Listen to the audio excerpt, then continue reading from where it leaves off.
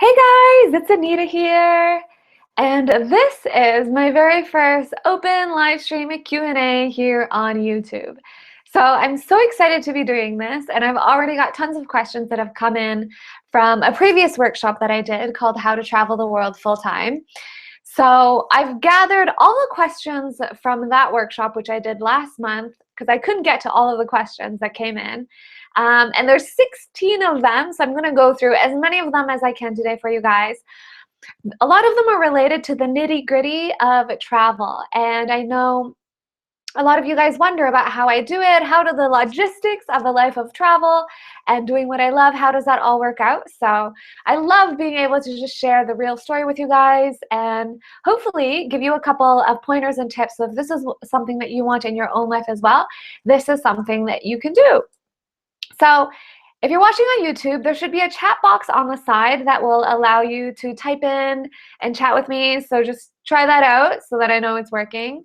I do already have like a ton of questions that I'll be going through, but if you have questions, and you guys are here live with me, feel free to type them in as well, and we'll go through them. If this goes well, I'll definitely do it again so we can just go through as many of the questions. So if any of you know me personally or you've seen me on Periscope, I can talk up a storm. So since we've got so many questions, I'm going to do my best to actually work through them and be concise with my answers and get to the heart of the question. Because usually I can tell when someone's asking, if they're inadvertently asking something else. So let's dive in. And thanks guys so much for being here as well. All right, so question number 1, how do you organize activities like training, studies, social network, and all the things that I do on my laptop, and how do I organize that plus my travels? So a big part of it has been learning to just recognize that I control my schedule and I can put things in that I want or I can put things in that I don't want, and it's just up to me. So I obviously, from a logistical standpoint, I use Google Calendar, but there are days when I'm like, I don't want to schedule anything and I just want to leave it open.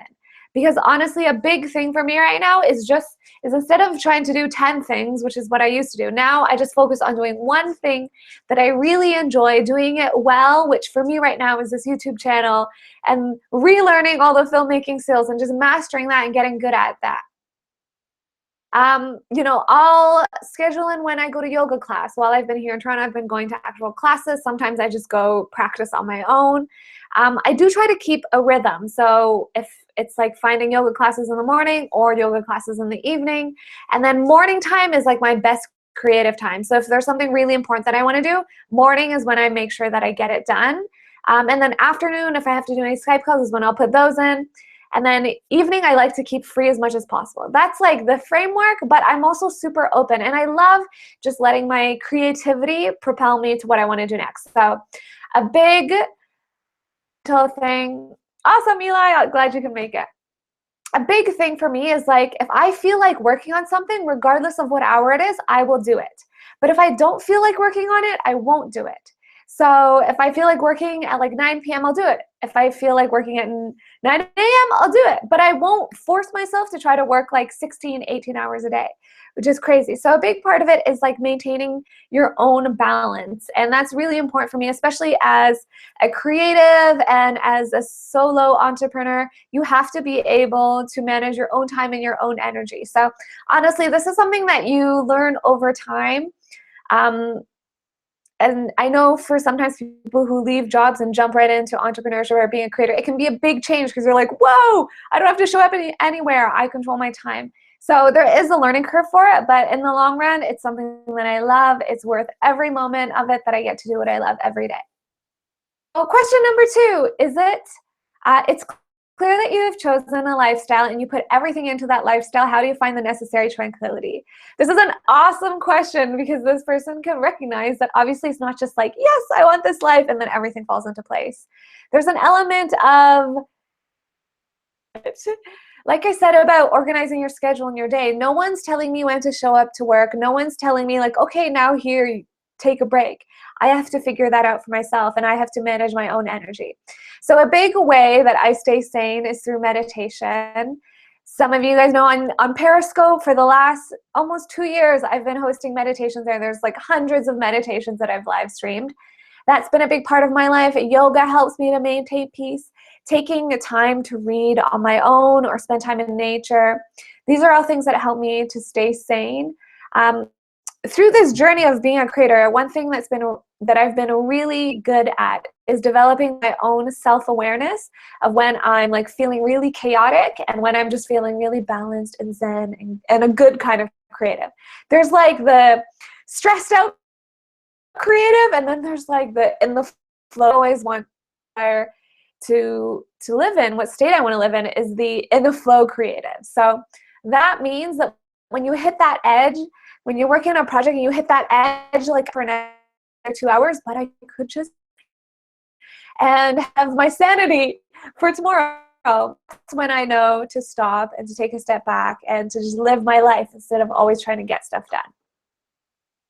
And if you guys have questions and you're watching, great, type them in as well, and I'm happy.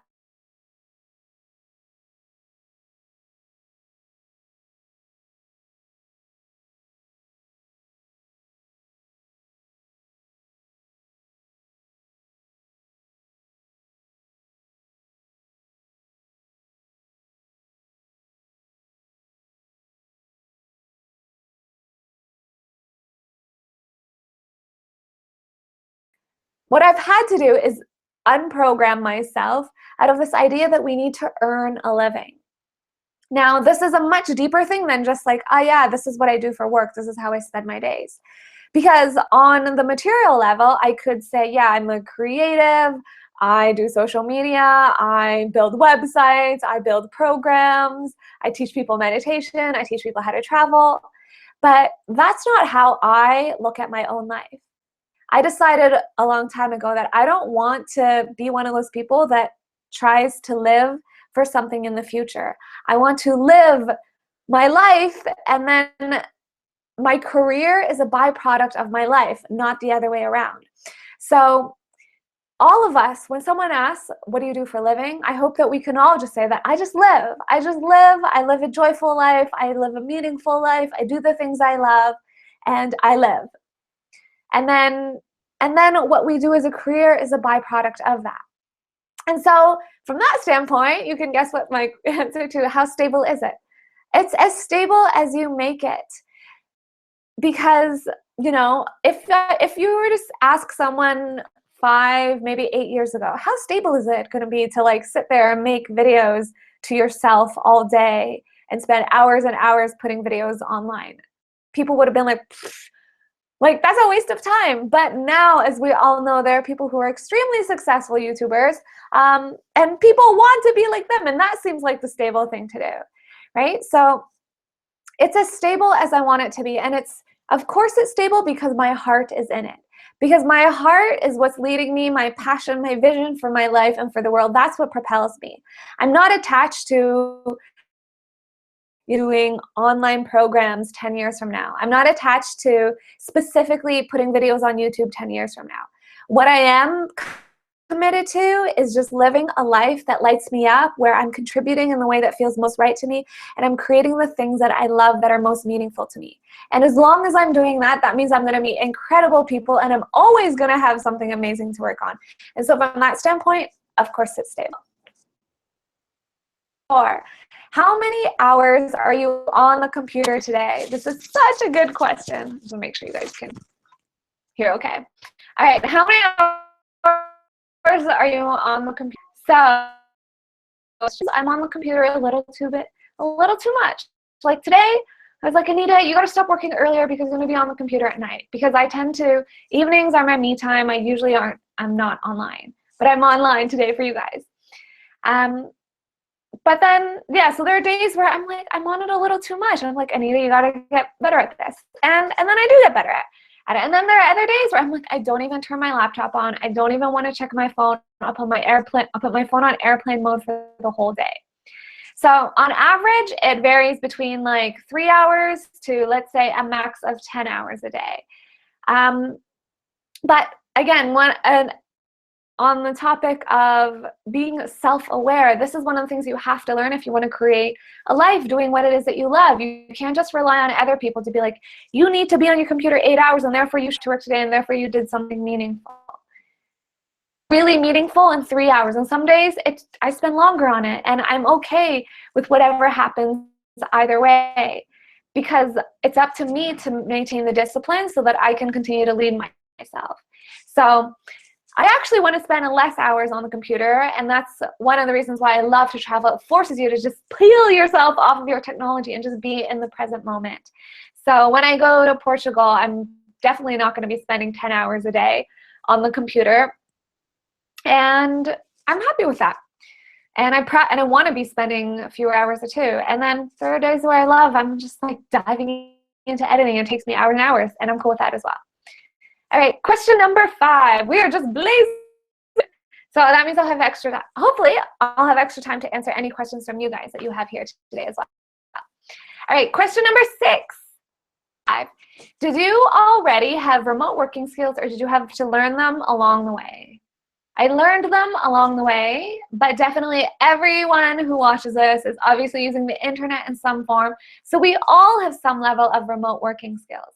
I think the biggest thing is having the discipline and the self-awareness to consciously learn things that you don't know how, and to teach yourself how to do things.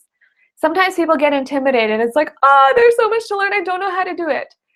The great thing about working online is that everything is Googleable, almost everything, right? YouTube alone, you could pretty much learn anything that you wanted, but you have to take the initiative to type it in, to look it up, and then to actually watch the video, and then commit to doing it so that you actually change something in your life, instead of just absorbing content and then not doing anything.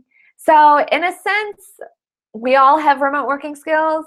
I also learned them along the way by committing to this process and not giving up, right? It's not like, of course, especially in the early days, there were days where it was like, I just felt like I was spending so much time on the computer and I wasn't getting anywhere. But now, over the years, I've learned to get better at like really pinpointing what's the most helpful and most useful thing for me to do. Right. Welcome, everyone. So question number 6. I'm a dancer with a lot, this is an email that I got recently, actually. I am a dancer with a lot of love and effort. I've been trying to understand what I can do to attract my job of interest. I get jobs, but not the ones I want. Somewhere within my mind, I know I need to expand that opportunity.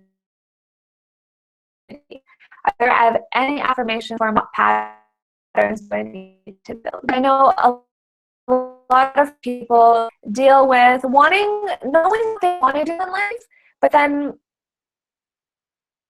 when they do pursue it, they're not like 1,000% in. They're maybe 30% in fear. So first thing I'll say is that it is a process. It's almost like a law of the universe that if you really want to make a life doing exactly what it is that you love, where every day you wake up and you know that you're living your passion, you have to go through the process. You have to learn all the lessons. You have to realize that like you can't teeter on the fence. This is one thing that I learned. It's like you can only sit on the fence and like half give your all for a while. If you stay on the fence, at one point or another you have to flop to I'm just going to give up and I'm not going to do it, or I'm going to go all the way in. And what I've seen is that when you go all the way in, first of all, life gets really rad, really epic, and really good. But you also grow so much as a person. And for me, I couldn't flop to the other side of like, I'm just going to give up and go get a job, because I could feel on a soul level how much more I grew when I stuck to this journey of creator and like figuring out my own way in the world. So are there any? The first thing I would say is start believing that you can make a living doing what it is that you love. Know that you can make a living doing what it is that you love. Find examples of people who are doing exactly what it is that you love and thriving. Thriving, like doing so well, kicking it out of the ballpark and getting paid millions. Because guaranteed there is someone in the world who is getting paid a ton of money doing whatever it is that you love. And we have to go out and find those stories. Again, Google, this is where the internet is your best friend. And we are so blessed that all we have to do is go into Google and like find a couple of stories, and you'll be able to find someone who's a dancer doing what it is that they love. Anything. So a big thought pattern starts with a belief, knowing that you can do it, and then taking action steps towards it. I've found that it's okay to, actually, I highly recommend having side jobs at the beginning so that you've got that income coming in, is if income is really important right now. But it so that you can still support yourself, because you're on your art and your craft to support you.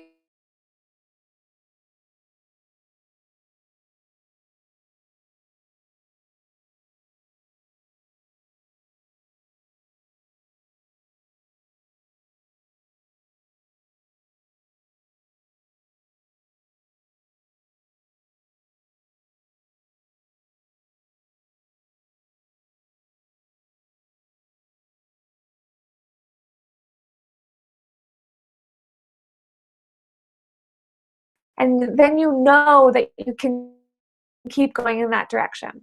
I've got 10 more on this, but I'm going to keep going through the questions. All right, 7. So do I have a home base, or do I launch from and return to a specific place, or am I constantly finding new homes along the way? A home base. My parents live in Toronto, and that's where I am right now visiting them, but I don't personally consider this my home, because ever since I was young, I just there reached a point where I just knew that I'm not going to stay in Toronto. This is not my place. This is just like where I grew up, and I was lucky enough to be Canadian. It's not where I expect to stay for the rest of my life. Okay, I see there's some connection issues. Hopefully it'll stick, all you guys. I'm just going to keep going. Or maybe, yeah, because this is the only way I can see the chat. All right. We're just going to keep going. I hope you guys, definitely this should still catch on the replay if there's some connection issues right now. All right, so am I constantly finding new homes along the way? Yes.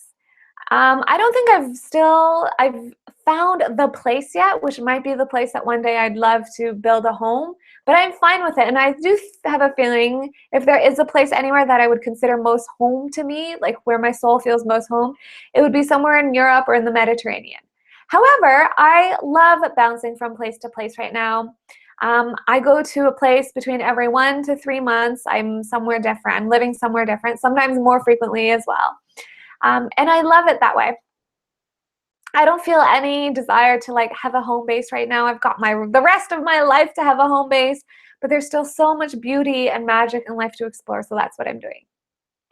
All right, question number 8. How do I keep my travel costs down, and how do I decide where and when to travel next? Is it influenced by costs, or is it just where your heart wants to take you and / job opportunities? All right, let me answer the second part of this question first. How do I decide where I'm going to go and when I travel to next? I actually talked about this recently in the video I did about we're going to Portugal. There are 3 main questions that I ask myself when actually I ask myself all the time, but specifically when I'm in the process of deciding where I want to go next. This is my criteria. Number 1, where do I feel like I'm going to grow and learn the most? Number 2, where do I feel like I can make the most impact? And number 3, where do I feel most compelled to go? There's always like a pulling somewhere, right? Like right now, there was a time when I felt really pulled to go to Africa. Right now I don't. And for me right now, the place I felt really pulled to go to was the Mediterranean. So my answer, so the way I choose is my answer to those 3 questions. It takes care of the how, it takes care of the where, and in what environment. So it's very much my heart takes me there. And then in terms of job opportunities, the job opportunities tend to naturally fall into place. It's just like the puzzle pieces fall into place, and I know that that's where I'm meant to go. Okay, second part of this question, how do I keep my travel costs down? This is an awesome question. And I'll talk a ton more about conscious money on my channel in the coming months, because it's important to know how money works in the world and to really understand it. because a lot of people don't pursue their passion because they're afraid of not making enough money. But when you really understand how money works in the world, then you realize that you can do it. So when it comes to travel costs, in the past, I've always been more of a budget traveler. I was always like cost conscious, cheap flights, all that kind of stuff. But honestly, I'm not a travel hacker. I never did the things with points. If there was like how I travel is I'm manifesting it before I knew how to manifest, and once I realized manifesting was, so it's really about being clear on what I want in my life, how I want to be, and then consciously moving myself and taking actions and directions. So I kind of did this by accident. Again, much more. Oh, now I knew that it would be worth it for me to put in the money, my own money, and go to Africa. I could grow so much and to keep the cost down. If I wanted life costs down, maybe I wouldn't travel. I would have just stayed in Canada. But instead, I knew that experience was worth it. And so my life, if there's somewhere I'm like, I have to do that, trying to keep my costs down. It's more about, can I do it? What's the best way for this to come about so that we can make this happen instead of I'll keep my costs down. You guys don't plan on doing like luxury travel if it's realistic time. What is your budget? What's most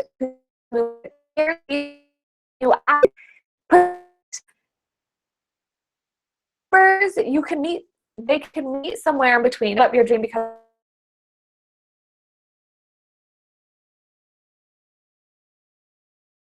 there's safety with multi-country traveling. This is a funny question because I think I actually just threw myself into it without ever really worrying about safety. And maybe this was like some of being naive, but honestly, I don't even think it was naive. I think I just knew, like, when I went to Africa, it was pretty early on in my travel career, you could say. Yay, Tara, glad you're here. When I first went to Africa, it was like pretty early on, you could say, in my travel career. And I remember my parents being concerned for my safety. And even then, I was just instinctively like, there's nothing I need to be worried about. It's going to be fine. I actually don't know where I got it from, but I just knew it would be fine. And it was. And here's the thing about safety. Statistically, statistically, it can be equally as dangerous to like live in a first world country, live in certain America, as it would be to like just go and spend a year in Argentina learning salsa dancing. It's really all in our mind. And then on top of that, create our own reality. So if you walk around in life feeling like you're not safe and someone's going to attack you and the whole world is dangerous, then that's going to be your experience of life. But for me, that's not what I believe. I know that I can be safe no matter where I am. I know that I'm always guided by me. Everything happens for a reason. I know that when it's my time to go, it'll be my time to go. So things like that, you know, they give me much more courage than being afraid, because a lot of the fear that we have of different countries is honestly just from the news, from other people's fear. And most of people who have fear about other countries, they haven't traveled, otherwise they wouldn't have that fear. So yeah, nothing to worry about when you travel in terms of safety. Question number 10, is there something like a start budget for travel that I would recommend? So I talked about this in my How to Travel the World full-time workshop. What I recommend to do, if there's somewhere you want to go, and again, Google is your friend. Google is where you're going to travelers who have taken the time to write and get into travel planning, which is the expertise, or that's not the thing I'm most inspiring. Obviously, I could talk about travel planning. So what I recommend you do is, for the specific place you want to go online and find out about how much it would cost to be there for a month. And then use that as your starter budget. If you're going to certain places like in South America or Southeast Asia, where the cost of living is cheaper, it'll be less. If you want to go places like Europe, it can be more per month.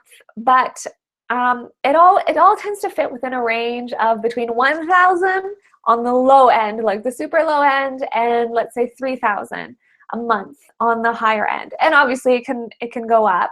But this is like if you're staying in hostels, if you're eating on a budget, and then obviously if you have a big flight, that'll either be if you have a big flight to pay for, that could be a big chunk of your budget as well. But I know from experience and from other people's experiences as well, you can travel the world for about $1,500 a month, which is pretty good, because if you live in a first world country, you probably spend around that in your daily life anyway. So that's what I would say. Start with $1,500 a month. And if the longer you travel as well, the more your budget will go. So if you only want to go to a place for a month, you'll probably have to add your flight on top of that. But if you can travel slowly, then your flight will get stretched out and it'll make your overall travel living expenses less. All right, question number 11. We are just blazing. So good. How long do you usually stay in the places that you visit? So right now I'm at a place where I want to stay in places between 1 to 3 months. And we're actually going to be in Portugal for a month. I actually wanted to stay there for 3 months, but it just so happens it's going to be a month, and then we're going to move on to other places in the Mediterranean, which I'll tell you guys more about closer to then, or you'll just see on YouTube. And the reason I want to travel slower right now is because I actually get to enjoy it more. And also because one of my personal priorities right now is getting really good at making videos and capturing my story and capturing this journey in a way that feels meaningful to me and to be able to share it. You know, right now my turnaround time for videos between when I've caught the footage and then I'm putting it out online is not as fast as I know it can be when I've really mastered my craft. So it's more important to me to travel slower, but have the time to develop my skills, and then also to meet people. When I travel really fast, I don't get a chance to like sit and have these long, beautiful conversations and build beautiful friendships. So last year I spent 3 months in Hawaii. That was like perfect. You know, maybe 2 months would have been even more perfect, but 2 to 3 months is perfect because it gives me a chance to get to know people, to get to know the place, and then to get in the flow of creating a video and an episode and all of the social media things, and also to deal with my personal life, and then we move on to the next place. Because it does take some time you arrive somewhere, and then I like to just soak it in, you know, instead of like immediately arriving somewhere and then feeling like I need to pull out my cameras.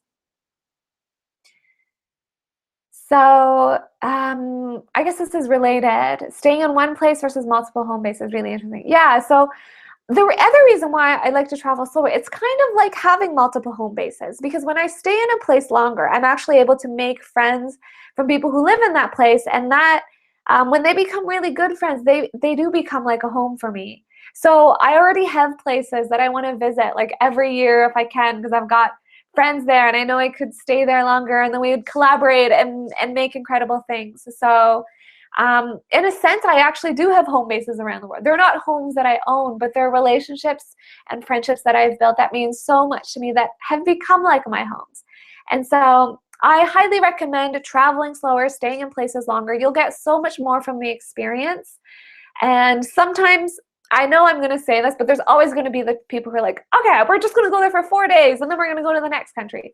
That's totally okay. I'm sure that will happen to me at various points again in my life. But when I have a choice and for like a lifestyle, traveling slow is the way to go. And that rhymes. All right, question number 12. What kind of insurance is recommended, i.e. if gear is stolen? This is kind of funny, and one day I'll do a whole other video on this. I actually traveled for about a year without insurance because I bought travel insurance for the first little bit, and then it ran out, and I was just like, why am I going to buy travel insurance? Like, I told you guys my stance on safety and security, and I was like, if anything happens, it's just meant to happen. I don't need to worry about this right now. And insurance just felt like a waste of money at the time. And I'll talk about how I see it now. But this is my travel insurance felt like a waste of money because it was like, I'm going to pay money to have this sense of security from this separate entity when my sense of security should come from within first. So in all that time, nothing happened to me. I think I got like a little cold and that was it. And so in a sense, I got lucky because I traveled to all these places without insurance. And if something did happen, it could have been a really big bill. But it was also part of my personal process. I was just like, I'm just not going to get it. However, having said that, I wouldn't, if someone was like, should I get insurance? And if someone is asking me that, and I'd be like, and if you're thinking of it, then get it. Because it is going to provide a sense of security for you. And I think, I know that God and the universe, like that force that takes care of us is so much bigger than any insurance company. But if you have the resources to get insurance, it doesn't hurt to get it. So I actually ended up getting, so this is the funny thing, then after about a year of travel of not having insurance and having nothing happen to me, I don't recommend doing this, but I did it. I traveled for an entire year, no health insurance or no travel insurance. And then towards the end of it, I was like, I think I should get insurance. So I did. And I bought 6 months because I was like, I'm just going to get the full thing so I don't have to worry about it. And then guess what? I spent 2 of those months in Canada. And it was like a practical joke on myself. Like I bought insurance, and when I ended up, because I usually only plan about 2 months in advance of my travels. I don't like planning it too much. I always have an idea of where I'm going to go next, but I don't like over planning it because things always come up now, and I love it that way. I love being able to just like jump in on opportunities.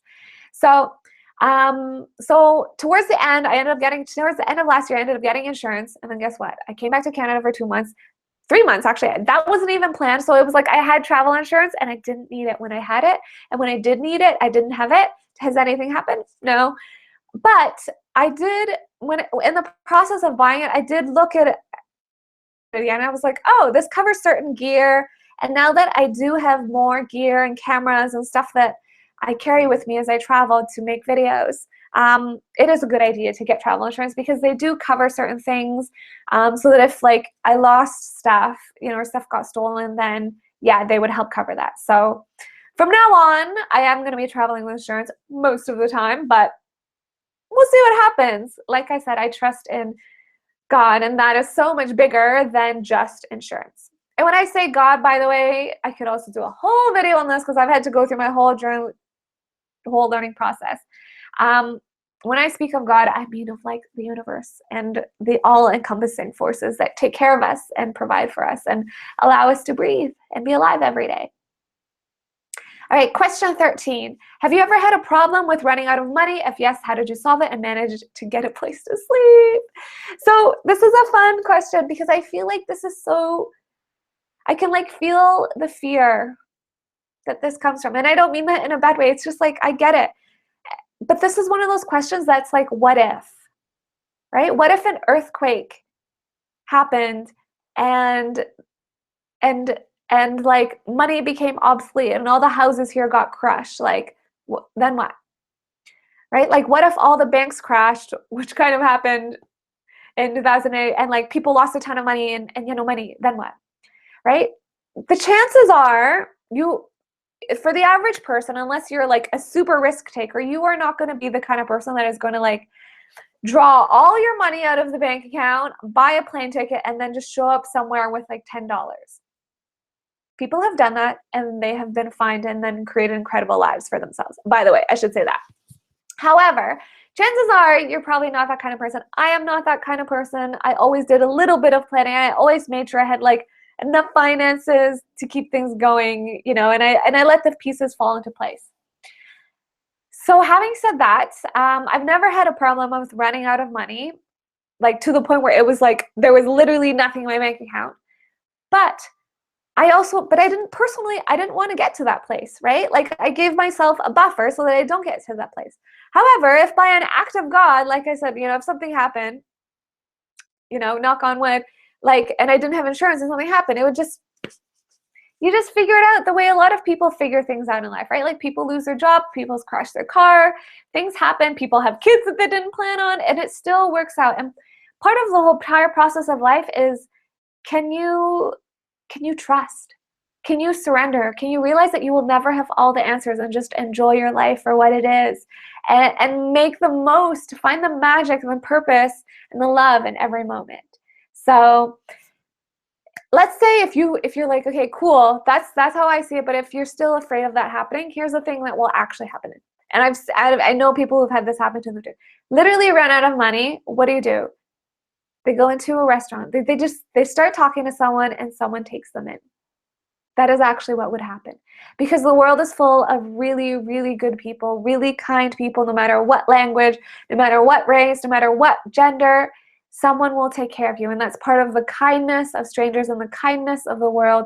And that's one of the reasons why our souls compel us to travel, because they want us to tap into that kindness and become the kind of person that would give that kindness. Disha, I see your question as well. Okay, let me answer these last 3 questions. Oh my God, we did it, guys. And then I'll answer if there's any other questions for you guys live here today. Question 14, how long do you plan to continue this lifestyle, and have you ever thought of settling down? I love this question because it makes me happy. No, wait, what am I trying to say? How long do you plan on continuing this lifestyle? Forever. I know that even when we are like 10 times bigger, and let's say there's a big company and there's like a big team and there's like all of that stuff, I would still be traveling, because that is what I love to do. Maybe the projects would look bigger, maybe there'd be more people involved, maybe the sets would be bigger, the cameras would be bigger, the lights would be bigger. Maybe I would actually have homes around the world. But I can just feel in my heart, it's like some of us are honestly born to be explorers. Some of us are born to be moms. Some of us are born to be accountants. Some of us are born to stay home, and some of us are born to not stay home. And I'm born to not stay home, and that's just what I love, and that's what I love doing. Have I ever thought of settling down? I'm sure there will be periods in my life where things slow down in a sense, and it happens to me on a daily basis, on like a monthly basis or even weekly basis. I have some weeks that are like go, go, go, and then I have other weeks that are like just coast, right? Like right now, this is 1 week before we go to Portugal, and I'm a little bit like a couple things to get in place. But when I go to Portugal, it's like, I'm just going to slow it down. So back to that self-awareness, part of it is being able to take care of yourself so you never get so burnt out. And so I know that there will naturally be a time when it's like, I'm just going to slow down for a bit. And that's fine. And that might mean not traveling so much, but I'm sure I'll be doing it for my whole life. Because if you look at the people who are like, people who inspire me, or like people like Katy Perry, Oprah, like artists and musicians, they're constantly traveling because they're touring and they're sharing their craft with the world. So that's how I see my life. 15, can I do what you did with no college degree? Do I need a college degree to teach English? No, you don't need a college degree to teach English. Depends on who you're teaching it with and where you're teaching it. There's a lot of places in the world, however, and a lot of companies that will accept you if you're just a native English speaker. And that just has to do with, and that's just looking up different companies and finding what works for you. I taught English in Italy and didn't have a teaching degree or one of those teaching English certificates, and I loved every moment of it. And that was for the summer. And there's companies that will just hire you if you're a native English speaker. Yes, Eli, you know that I knew that you were going to say forever. Of course, I'm going to keep traveling forever. I hope that we get to do this forever, and I know we will. I have a good feeling we will, because I think I'm going to live for a long time. Can you feel it? Question 16. Woo! We did it. I'm so good. Okay. How do you keep strong relationships with friends and family since you are away so much? Beautiful question, because honestly, I'm not that good at it. In all honesty, for the last year that I was traveling, I didn't call home that much. And one of my resolutions for this year is going to be call home at least once a month, which tells you how much I called home before. And that's just me. I guess this is one of those soul things. Literally, I was talking to my siblings earlier, and they were like, they both have Instagram, and they don't post anything on Instagram. And here I am. I have honestly devoted like hours, probably a total of like weeks of my life just into Instagram. So that tells you how I am different from people in my family, and I just accept that that's the way it is, and I embrace it for what it is. And it's like, don't try to change yourself to be like someone else, just be who you are and rock it. So that's the family side. I could do better, and I'm working on doing better, remembering that like I wasn't born an orphan and I have a family, so I guess that means I get to learn from them and grow with them. On the friends side, that's been an interesting one. So same thing, similar thing. I know people who are still friends with their high school friends, and I'm not. As soon as I left university, it was just like something clicked, and I started doing it. And it meant that I distanced from myself from a lot of people, because a lot of people were going in a certain direction of like the jobs, the applications, and all that. And I knew that wasn't what I wanted to do. So part of the process of, the hero's journey is stepping into your own, is surrounding yourself with people who do what you love so that you can believe and know it and go for it. So I pretty much spent the last 3 years and continue to meet tons of other people who are creators, filmmakers, artists, entrepreneurs, and who just do their own thing in the world. And they're not job seekers. They are creators. They are makers and dreamers and visionaries and doers of some kind. So those are the people who are my friends, and I stay in touch with them through Skype. Perhaps we don't hang out the same way that that I might if they're local friends, but that's kind of one of the joys I have of traveling. Like everywhere I go, I feel like these are the old friends I can catch up with or new friends I get to meet, and that is honestly just going to be my life. It's going to be a cycle of like beautiful people coming in and through, and that's the way I like it and love it, and that's the kind of life that I want. Some people, they stay in the same job for 10 years, they're friends with the same people for 10 years. That's not going to be me at all. I'm going to be doing like 100 different things for the next 10 years, and I'm going to be meeting and inviting so many incredible people into my life. And so the art of maintaining deep, meaningful friendships is easy when you're doing what it is that you love, because you always connect with people who are doing what they love. And you guys are going to see more of this in my Toronto video, which I really hope to get out before we go to Portugal, because I want a clean slate when we go to Portugal. And if it's not perfect, I'm probably still going to publish something before I leave next Tuesday, so that you guys have the Toronto episode for you. Yay! So I actually read through all 16 questions. I had no idea if I could do it, because I can talk for so long. Yay! All right, so for the last few minutes, let me know if you guys have any questions here that are watching live, and I'm happy to answer them.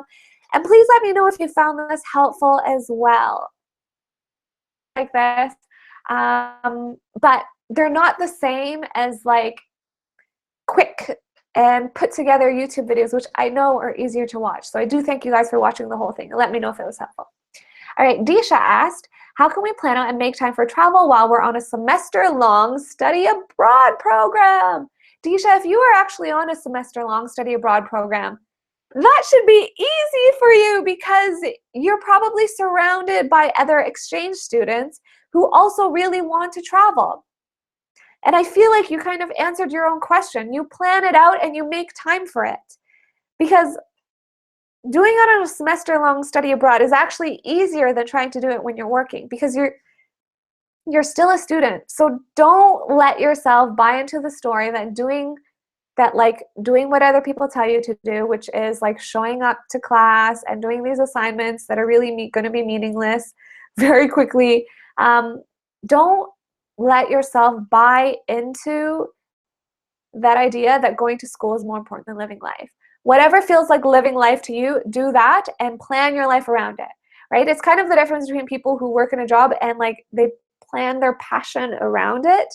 Not that there's anything wrong with that, but there are also people who are like, this is what I love and I want to rock it and I want to do this with my life. And so then they put their passion into their life and they plan the other things around it. I've obviously chosen the latter. Some people choose the former, and their passion is a smaller part, or it's incorporated into their job. And that's a personal decision. So even on a study abroad, some people will travel a ton, some people will travel very little. How do you schedule it? Look at a calendar, figure out where you want to go, when you want to go with the questions that I mentioned, and start booking things. Start making it happen and start asking people who want to travel as well. All right, Eli asks a little bit more about juggling social media stuff and its importance. So Eli, it's not important if it doesn't feel important to you. There's this idea that like you have to be on social media, and if you're not on social media, your life doesn't matter. Total BS. Your life matters because you matter, period. You do not need to be on social media if social media is not your forte and you don't feel called to be on social media. When I was still crap at Instagram, I still wanted to create a beautiful Instagram account because it just made me happy. And oh my God, it has actually taken like a year and a half, maybe 2 years to get to a place now where I can look at my feed and I'm like, actually, and it just makes me happy inside. Right? So in terms of juggling social media, if it doesn't feel like it's important to you and if it doesn't feel natural to you and you don't really feel like learning it, don't let other people pressure you into thinking that you need to do it. However, if you do like social media and you feel like you want to thrive there and you want to share your story there and you want it to be part of your work and it is something that you love, then it's up to you to put in the time and energy to master it. And this goes back to what I talked about, mastering your craft. Like you've got to choose to put your own time and energy into mastering your craft. Other people will tell you all kinds of things to do with your life, but it's up to you to organize your day. It's up to you to control your time because if it's something that is important to you and nobody at work cares about Instagram, like remember, there's lots of people that are making a ton of money and they don't have Instagram accounts and they don't give a crap about Instagram accounts, right? It's not some kind of ticket to anything. It's only going to work for you if it's something that really brings you joy. And that's how I see it. That's what I believe, and that's how I live my life. So if it brings you joy, then you will naturally find time for it. And it will be a process because even with video right now, it's still kind of like a hurdle. I should change my language. It's still a process for me to like get to a place where it's super in the flow. But I'm really conscious of the story that I tell myself, as you can tell, right? Like I'm not going to tell myself that like, oh, editing is such a drag. It's so hard. I don't know how to do it. No. There are times, of course, because it's still newer to me and I'm learning all the things. There's still times where I'm looking at it and I'm like, I don't know how I'm going to do this. Okay. But instead of getting stuck in that moment, I'm like, no, but I am doing this because this is my destiny. This is what I want to do. This is what brings me so much joy. And I just know that this is going to be part of my path. Like I can feel it. And that's why I choose to commit to the craft. And so that's why I let myself flow through the rough patches so that it can be easy. Right? So don't let yourself stay in the hard part for very long. If you're going to do it, let it become easy for you as quick as possible. So I was editing pretty much all of today and it already was so much easier. Like I got out of my head and into my heart and it was so much easier. And this video should be published tomorrow. And it's, once again, different from other things I've done in the past. And it's so pretty. So I'll link it so you guys can see it after this. It's a short film. It'll be like basically a short film from footage that I shot on photo shoots with friends. All right, guys. Looks like we got through all the questions. Yay! Yay for me for not rambling, and yay for you guys. Thank you so much for sending in the questions. I hope that you found this helpful. I will do some more of these live streams from time to time, but as I mentioned, right now, making really good episodes for YouTube so that I can chronicle this journey that we're on really well is what's my sole priority. Like soul as in main priority, and also soul is it like that's what my heart and soul wants to do right now. So that's why I haven't been doing like traditional tip style videos like a lot of other YouTubers do because that's honestly a little bit boring to me. And you will be able to get all of those answers the more that you dive into my world and you see my story and how things fit together. All right, lots of love, guys. Thank you so much for being here and for the comments. I hope that you enjoyed this, and I will see you on YouTube tomorrow. And definitely over the next few months. Lots of love, guys. Thank you so much for being here. If you don't already subscribe to my channel, feel free to subscribe, and I will see you guys very, very soon. If you don't already follow me on Instagram as well, just look up my name, Anita Wing Lee. I'm there as well, and that's where I post some of my most beautiful pictures. I love you guys so much. Oh, and the last thing I should mention is if my work inspires you and you want to support it and get behind the scenes with me and learn more about my creative process and just learn tons more ins and outs of how we make this happen, check out my Patreon page. It's patreon.com/Anita Wing Lee. You'll see it linked below.